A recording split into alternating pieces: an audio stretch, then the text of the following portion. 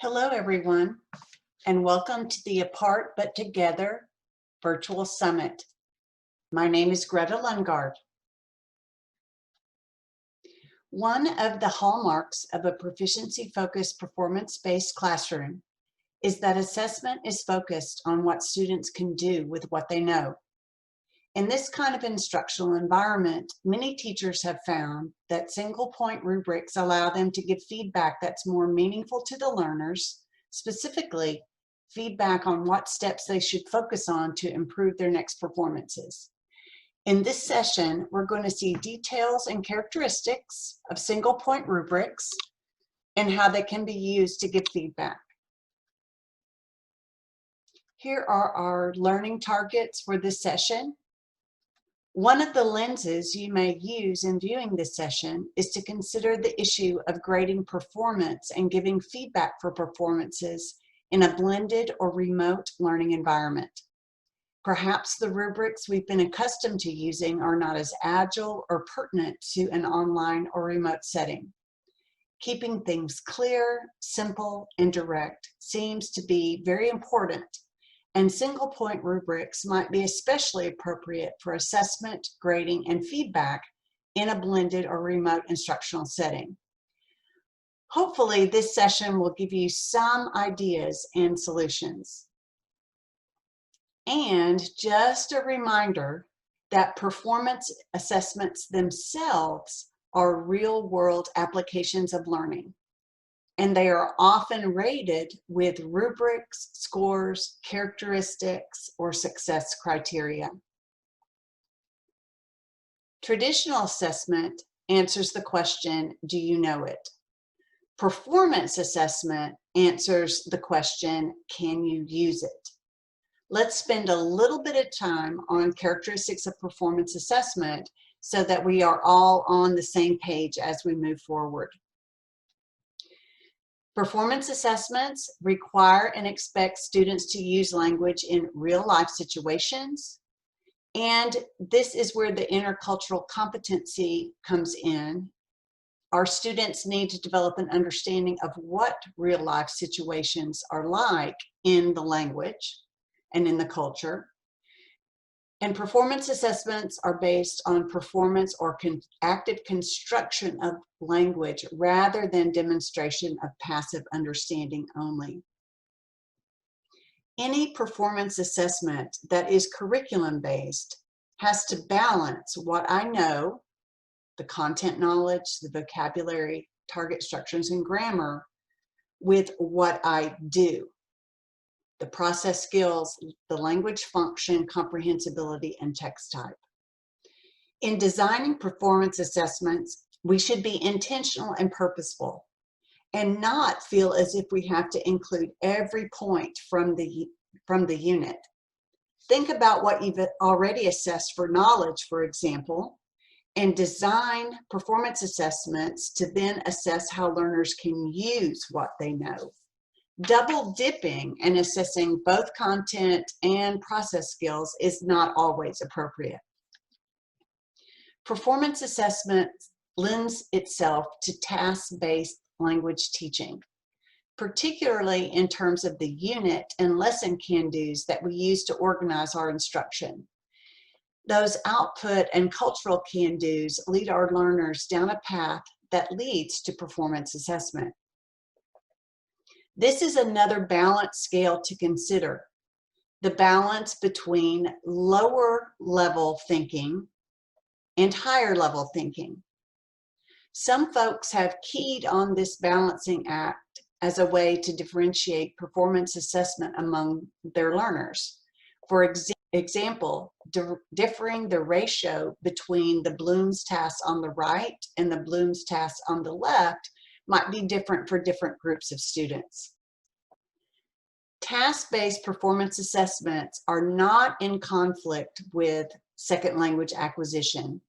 We see here the imperative that the tasks require learners to primarily focus on meaning, and that linguistic features, meaning, grammar, structures, agreement, are assessed as relative to the task, what is needed to fully complete the task.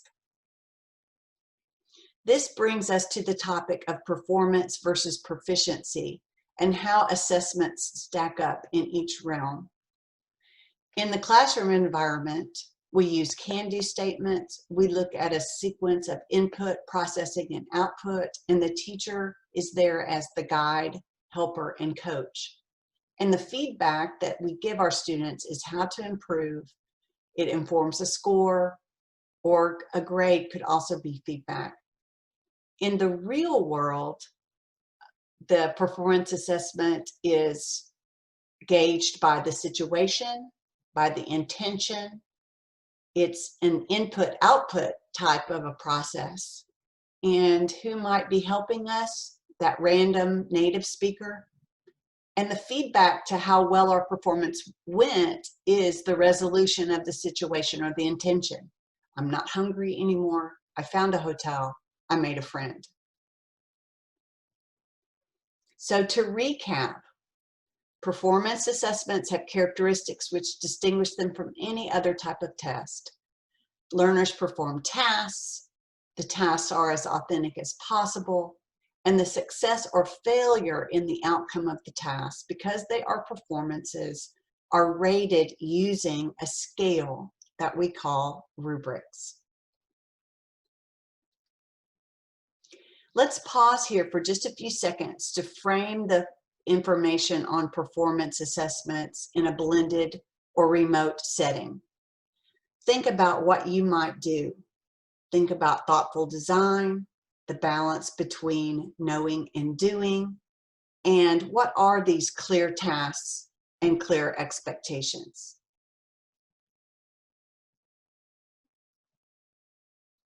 A good rubric should give us good feedback. One criteria is that they are easy to understand. That's also going to give us timely feedback. Learners know what they must do to demonstrate their learning, and the rubric needs to be simple enough so that teachers can give feedback while the learner is still thinking about the work. We still want to give feedback, but we have to give feedback while there's time for improvement. A good rubric also clearly defines the look-fors or criteria for success. A good rubric describes expectations, look-fors, success criteria, what students can see and teachers can refer to while giving feedback to improve next performances.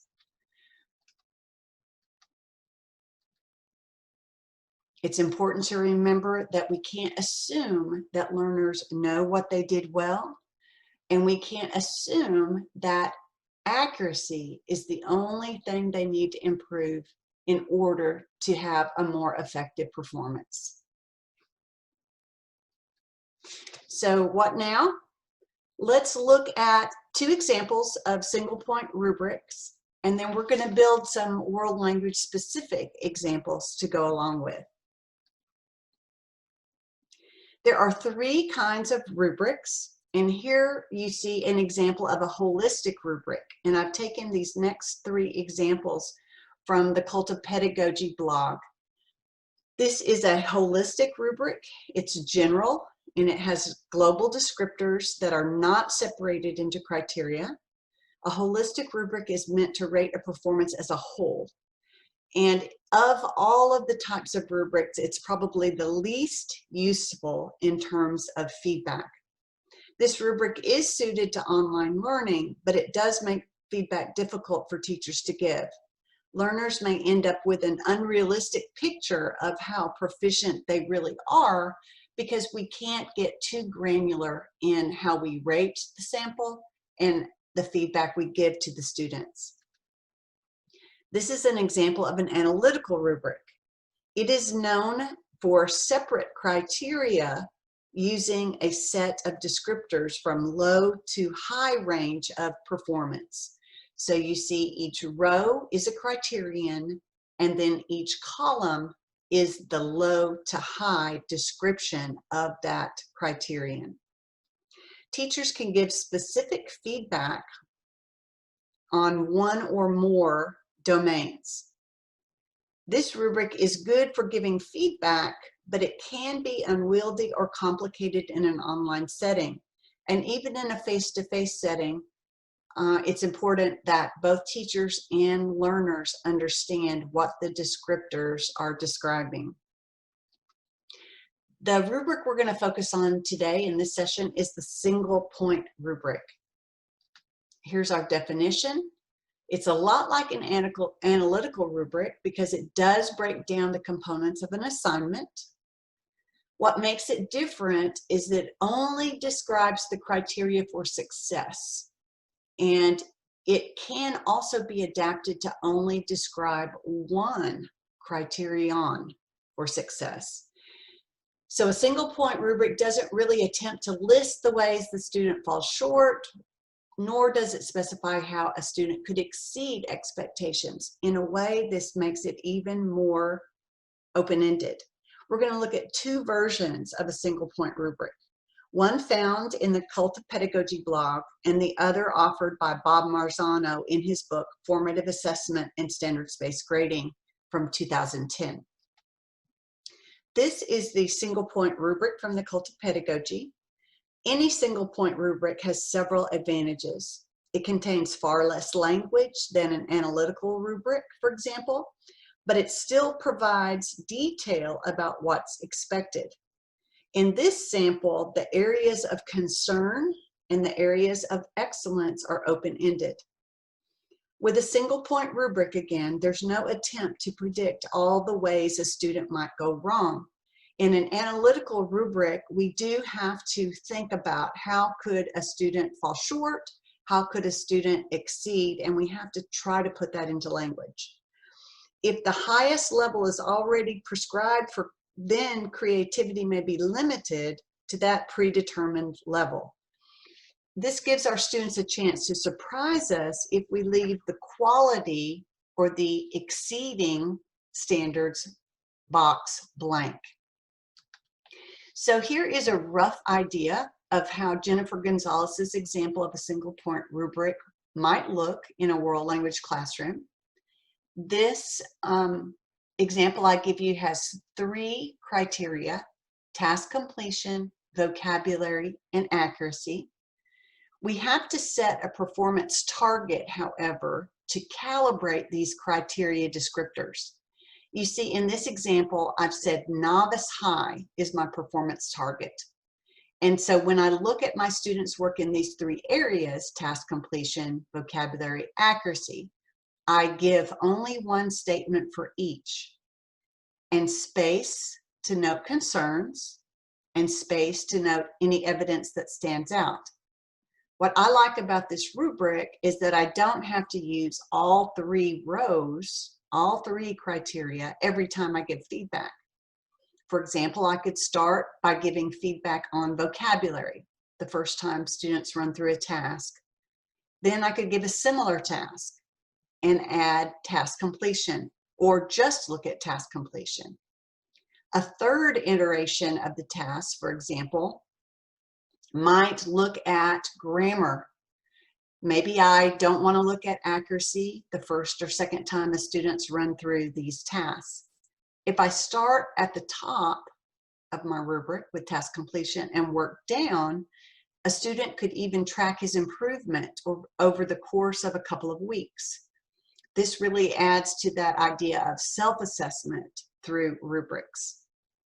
This type of single point rubric seems more useful to students in terms of feedback than the iteration we have frequently seen where it's one big rubric with a performance target range, maybe 4 or 5 different performance targets on it, and I have to choose if I'm novice low to intermediate high, all of it on one page. This seems a little bit more useful to me from the student perspective. Marzano's single point rubric looks a bit different. His rubric is coming from the idea of standards-based grading and his desire to assess learners only on one standard at a time. Here's his language for the difference in levels. You see he has 0 to 4, and his language is based on the learning goal, whatever that learning goal is. Marzano defines a 4 as level 3 performance plus in-depth inferences and applications that go beyond what was taught in class. In our context, particularly at novice level, levels 1 and 2, it's very difficult to go beyond what was taught. Our learners really don't know anything we haven't taught them yet. How do we push for that? How do we push for something beyond what was taught? In my mind, this is through setting a performance target instead of a proficiency goal, and then we're coaching up. We coach up to that performance target with our learners. In our world, in novice level, it is difficult to go beyond what was taught. The idea of performance being different from proficiency helps us match up to what Marzano has. So the proficiency goal is our 3. It is at level. Performance target possibly could be our 4. It is what we've coached up for. And then 1 step down and 2 steps down would help us describe what student performances might look like. Here's what this might look like if we thought about it in that way. So my performance target is novice high. I set that as my 4. Proficiency goal, usually 1/2 step down, is the 3. Emerging novice mid is 2. Beginning novice mid is 1, and then we see below novice mid. If I look at the can-do statements document, this is fairly straightforward to look at and fill in without too much trouble. Here is an example using text type. I've decided to give my students a task, a writing task, probably, and I'm going to use a single point rubric that highlights text type. Level 4 is intermediate mid. If you've looked at the descriptors here, and I've taken these primarily from the can-do statements, but massaged just a little bit my 3, 2, and 1, knowing that all of my students are going to be impacted by my efforts to coach them up to that level 4 expectation. Here are the descriptors from the can-do statements for presentational writing. Again, I've blurred the line a bit between levels 3, 2, and 1 because I'm applying the idea of performance at these levels as well. I've coached my learners up on connectors. So I do expect to see some use of connectors in almost all the output from almost all of my learners. I do like adding the column on the right for feedback. I've adapted this from the Jennifer Gonzalez example of the single point rubric. In this layout, I can note feedback based on the criterion right by the descriptor. Here's another one with vocabulary use. These descriptors I've pulled from a variety of sources. The performance descriptors, the proficiency guidelines, and then what my department at my campus has been learning about retrieval, space practice, and interleaving. One thing I think it's important to remember, if we want students to interleave vocabulary from different units, making that a part of the expectation of my rubric is important. They will do it if it's important enough for us to include it on the rubric. So 4 is variety vocabulary from current, previous, or self-selected groups. 3, this is the expectation for all, basically, uses a variety of vocabulary from the current group, and then the 2, the 1, and below 1. I've included the words independently there for 4 and 3. That's something for us as teachers to remember. When do we stop scaffolding? If it's a formative type of performance task, Maybe independently is not appropriate, but if it's more summative in nature, then I want to see what they can do without my help, without my scaffolding. Here's one other way to think about single point rubrics, particularly for classes at intermediate and above. I could design a single point rubric based on performance and transfer. So performance target would be descriptor with some evidence of transfer. The level 4, clear evidence of transfer. Then one step down, little or no transfer. One step down, no transfer. And here's how this single point rubric might look. Again, typically for intermediate and above, where evidence of transfer is the plus I'm looking for. Adding in the expectation of transfer into the highest rating, again, particularly appropriate at intermediate level and above, because the learners have sufficient background knowledge in the language to bring in vocabulary, grammar, connecting words, all that stuff we spent time teaching them in novice level classes that we don't want them to forget. Making transfer, application of previously taught information in new and novel settings, and expectation can make a difference in terms of retention. Here's how this idea might look and might work in our classrooms. I've taken my life in my hands and chosen accuracy as my criterion for this single point rubric. Again, it's particularly appropriate to have higher expectations regarding accuracy control and control of language at intermediate levels. The idea of demonstrating control independently of instructional support is also important. In this version, the performance target for levels 3 and 4 is intermediate mid. The difference between these two is the amount of transfer and evidence. The target for level 2 is intermediate low, and for 1 and 0, below intermediate low. In fact, as I've written here on this rubric, level 1 looks like novice high. Take time to reflect. Is this the time for you to experiment with single point rubrics? If you're already using them, have you refreshed your thinking on them? How can you adapt single point rubrics to learning and teaching in remote and blended settings? I'm sure many of you have resources and thoughts to share with others. Please use the online processing document linked to this session to share.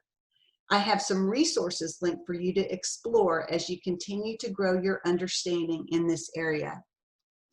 Thank you so much for viewing this session and enjoy the rest of your conference.